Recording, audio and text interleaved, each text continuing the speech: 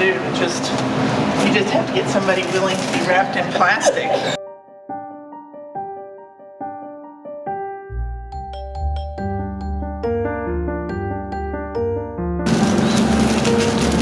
All right, this is the fun part. You're not saying any of this is fun.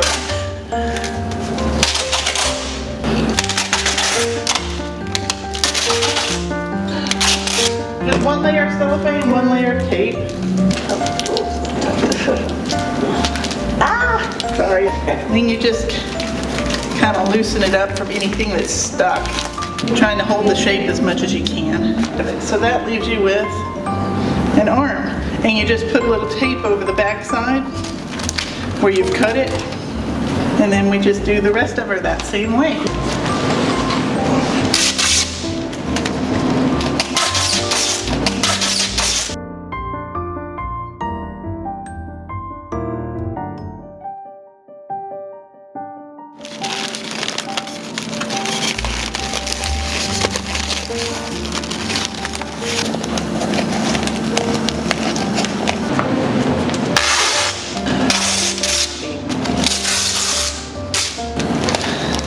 And that's basically it.